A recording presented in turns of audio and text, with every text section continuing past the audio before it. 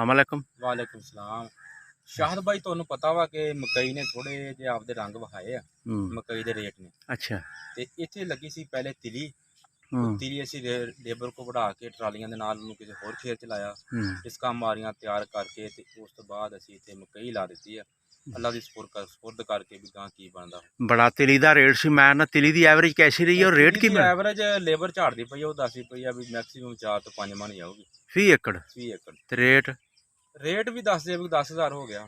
10,000 10 5 50,000 ਕਿੱਲਾ। ਇਹ ਤਾਂ ਫਿਰ ਕਟਾਈ ਕੀ ਦਿੱਤੀ ਹੈ? ਇਹ ਕਟਾਈ 10,000 ਰੁਪਇਆ ਸ਼ਾਦ ਬਾਈ ਕਟਾਈ ਹੈ। ਟਰਾਲੀਆਂ ਦਾ ਤੇਲ ਵੱਖਰਾ ਵਾ ਜਿਹੜਾ ਖੇਤ ਚ ਢੋਇਆ। ਉਸ ਤੋਂ ਬਾਅਦ 3500 4000 ਰੁਪਇਆ ਜਿਹੜਾ ਉਹਨਾਂ ਦੇ ਚੜਾਈ ਹੈ ਝਾੜਨ ਵਾਲੇ ਜਿਹੜੇ। ਇਹ ਤਾਂ ਯਾਰ ਪ੍ਰੋਗਰਾਮ ਸਾਰਾ ਹੀ ਖਰਾਬ ਹੋ ਗਿਆ। ਪ੍ਰੋਗਰਾਮ ਸਾਰਾ ਹੀ ਖਰਾਬ ਹੋ ਗਿਆ ਸ਼ਾਹਦ ਭਾਈ। ਜਿਹੜੀ ਅਸਲ ਮੇਜਰ ਕਰਾਪ ਆ ਉਹ ਕੱਟ ਨਹੀਂ ਹੈ। ਅੱਛਾ। ਤੇ ਅਸਲ ਤਾਂ ਹੈਗੀ ਸੀ ਕਣਕ ਨੇ ਧੋਖਾ ਦੇਤਾ ਬੰਦੇ ਨੂੰ, ਗੰਦਮ ਨੇ। ਦੂਸਰੀ ਮੇਜਰ ਕਰਾਪ ਰਹਿ ਗਈ ਆਪਣੀ ਹੁਣ ਕਾਟਨ। ਅੱਛਾ। ਤੇ ਉਮੀਦ ਤਾਂ ਬੜੀ ਆ ਵੀ ਹੁਣ ਇਹ ਮਕਈ ਇਸੇ ਨਜ਼ਰੀਏ ਨਾਲ ਲਾਈ ਆ ਵੀ ਅਗਰ ਥੋੜੀ ਜਿਹੀ ਲੇਟ ਵੀ ਹੁੰਦੀ ਹੈ ਨਾ ਇਹ ਖੜੀ ਰਹੂਗੀ ਜਾ ਕੇ 15 ਫਰਵਰੀ ਨੂੰ ਜਾ ਕੇ ਇਨਸ਼ਾਅੱਲਾ ਇੱਥੇ ਕਾਟਨ ਦਾ ਪ੍ਰੋਗਰਾਮ ਆ ਕੀਤੀ ਬਾਅਦ। ਗੰਦਮ ਨਹੀਂ ਲਾਉਣੀ। ਗੰਦਮ ਤੋਂ ਇਨਸ਼ਾਅੱਲਾ ਅੱਜ ਕੇ ਵਾਈਡ ਹੀ ਕਰਾਂਗੇ। ਖਾਣ ਜੋਗੀ ਲੈਣੀ ਹੈਗੀ ਇੱਕ 2-3 ਏਕੜ ਲਾ ਕੇ ਚਾਰੇ ਚੂਰੀ ਆ ਕੇ ਤੂੜੀ ਦਾ ਇਹ ਤਾਂ ਯਾਰ ਬਹੁਤ ਮਾਮਲੇ ਖਰਾਬ ਹੋ ਜਾਣੇ। ਇਹ ਤਾਂ ਫਿਰ 1000 ਰੁਪਏ ਨੂੰ ਮਣ ਹਕੂਮਤ ਨੂੰ ਮੰਗਾਉਣੀ ਪੈਣੀ ਬਾਹਰੋਂ। ਇਹ ਸ਼ਾਹਦ ਭਾਈ ਹੁਣ ਸਮਝ ਤਾਂ ਲੱਗਦੀ ਨਹੀਂ ਵੀ ਅਗਰ ਅਸੀਂ ਹੁਣ ਕਣਕ ਲਾਉਂਦੇ ਆ ਤੇ ਗਾਂ ਉਹ ਅਸਲੋਂ ਹੀ ਨਾ ਵਿਕੇ ਅੱਗੇ 24-2500 ਨੂੰ ਵਿਕੀ ਆ। ਅਜੇ ਜ਼ਿਮੀਂਦਾਰਾਂ ਦੇ ਘਰ ਚ ਪਈ ਉਹ ਸੁਸੀ ਲੱਗੀ ਜਾਂਦੀ ਹੈ।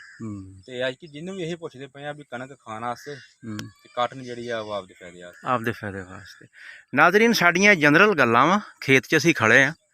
ਤੁਹਾਨੂੰ ਤਿਲਾਂ ਦਾ ਵੀ ਦੱਸ ਦਿੱਤਾ ਵਾ, ਮਕਈ ਦਾ ਵੀ ਦੱਸ ਦਿੱਤਾ ਤੇ ਕਾਟਨ ਦਾ ਵੀ ਦੱਸ ਦਿੱਤਾ। ਹੁਣ ਫੈਸਲਾ ਤੁਹਾਡੇ ਹੱਥ 'ਚ ਆ ਕਿ ਤੁਸੀਂ ਆਪਦੀਆਂ ਪਲਾਨਿੰਗਾਂ ਕਿੱਦਾਂ ਦੀਆਂ ਕਰਨੀਆਂ।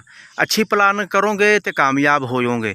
ਅਗਰ ਬੁਰੀ ਪਲਾਨ ਕਰੋਗੇ ਤੇ ਖੁਦਕਸ਼ੀਆਂ ਹੋਈ ਜਾਂਦੀਆਂ ਵਾ। ਬਹੁਤ ਵੱਡਾ ਜ਼ਿਮੀਂਦਾਰ ਆ, 300 ਏਕੜ ਦਾ ਜ਼ਿਮੀਂਦਾਰ ਆ, ਜਿੰਨੇ ਕੱਲ ਪਰਸੋਂ ਖੁਦਕੁਸ਼ੀ ਕਰ ਲਈ ਹੈ। ਤੇ ਬਚੋ, ਆਪਣੇ ਆਪ ਨੂੰ ਵੀ ਬਚਾਓ। ਪੈਸਟੀਸਾਈਡ ਵੀ ਮਹਿੰਗਾ, ਫਰਟੀਲਾਈਜ਼ਰ ਵੀ ਮਹਿੰਗਾ ਵਾ, ਡੀਜ਼ਲ ਹਰ ਚੀਜ਼ ਹੀ ਮਹਿੰਗੀ ਆ। ਲਵਾਜ਼ਮਾਤ ਜਿੰਨੇ ਵੀ ਆ ਜ਼ਿਮੀਂਦਾਰੇ ਦੇ, ਤੇ ਬਚਣਾ ਉਹਨੇ ਹੀ ਆ ਜਿਹੜਾ ਆਪਦੀ ਅੱਛੀ ਪਲਾਨ ਕਰ ਲੂਗਾ।